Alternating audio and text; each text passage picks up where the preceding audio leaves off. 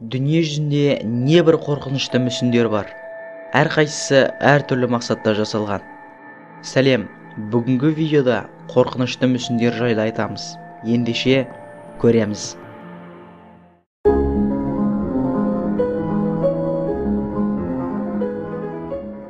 Басайн Сук, буддистік тозақ.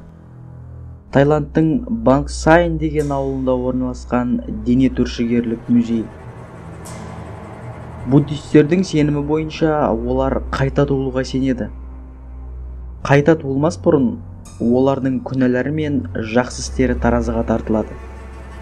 Күнәлары көп болған жағдайда тозаққа жіберіледі екен. Ал мына музейде буддистік тозақ бейнеленген.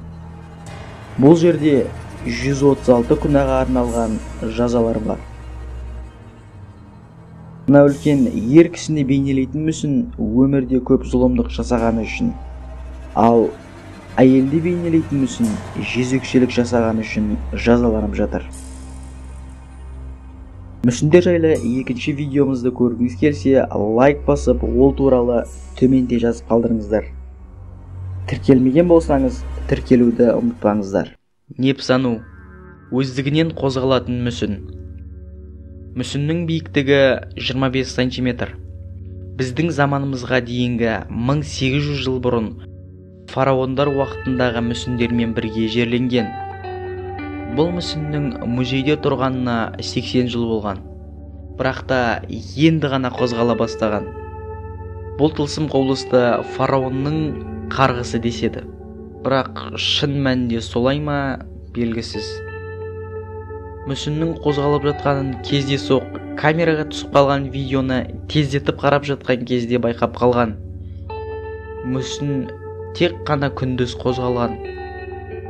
Осы жағдайдан кейін британдық эксперттер зерттей бастаған. Зерттеу нәтижесінде күндіз адам көп болған соң дірілдің нәтижесінде айнала бастаған. Түнде адам жоқ болған соң дірілде болмаған. Сол себепті мүсін қозғалмаған деп тапты. Бірақ та қанша жылдардан бері қозғалмай неге енді қозғала бастаған деген сұраққа жауап бере алмаған. 2000 жылы Прагада теледидар мұнарасына еңбектеп бара жатқан кішкентай балалар мүсіні қойылды. Әрбір мүсіннің салмағы 100 келіні құрайды, ал ұзындығы 3,5 метр, биіктігі 2,5 метрді құрайды. Бұл кішкентай балалардың мүсінін 1994 жылы Дэвид деген мүсінші ойлап шығарған. Мүсінші ол кезде Нью-Йорк қаласында тұрған. Мүсін алғаш рет Чикагодағы музейге қойылған. 2008 жылы Кампа музейіне қойылған. Кішкентай балалардың жүзі жоқ. Сырттан қарағанда қорқынышты көрінеді. World of Warships, ең мықты кемелер соғысы. Сен суда қаншалықты мықтысың? Егер де кеме капитаны болсаң, өз қарсыластарыңа қалай шабуылдайтын едің? Мықты болсаң, тіркелде, дәлелде.